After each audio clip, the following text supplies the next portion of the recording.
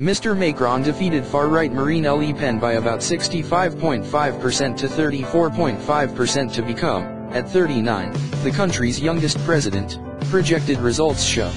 Mr. Macron will also become the first president from outside the two traditional main parties since the modern republic's foundation in 1958.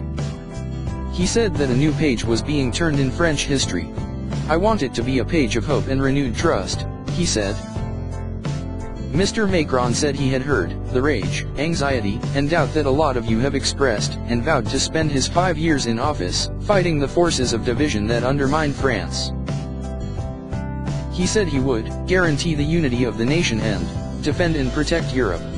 With 93% of the votes counted, Mr. Macron has about 19.3 million votes, while Ms. Le Pen has about 10.4 million, the French Interior Ministry says.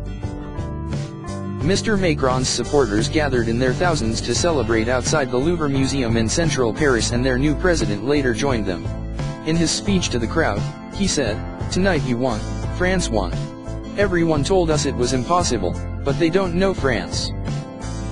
But he repeated a number of times that the task facing him and the country was enormous. He said, "We have the strength, the energy, and the will, and we will not give in to fear." His mention of Ms. Le Pen drew loud boos, and he said he would do all he could to ensure in future there would be no reason to vote for extremism. Security remains tight in the capital, and there were reports of police firing tear gas at several hundred anti-capitalist protesters near the Ménilmontant metro in the 20th arrondissement. In her speech, she thanked the estimated 11 million people who had voted for her. She said the election had shown a division between patriots and globalists, and called for the emergence of a new political force. Ms. Le Pen said her National Front party needed to renew itself and that she would start the deep transformation of our movement, vowing to lead it into upcoming parliamentary elections.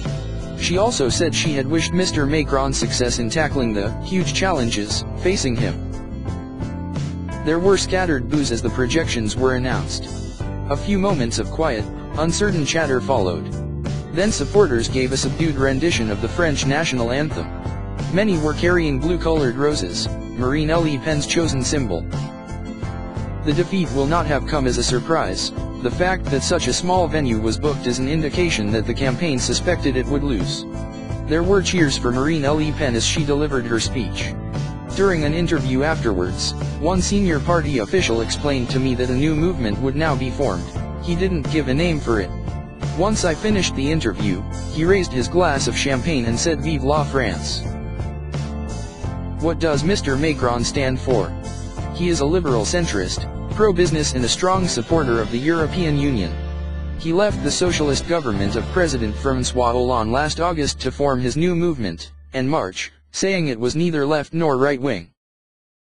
His campaign pledges included a 120,000 reduction in public sector jobs, a cut in public spending by €60 bn, £50 bn, $65 bn, and a lowering of the unemployment rate to below 7%. He vowed to ease labor laws and give new protections to the self-employed.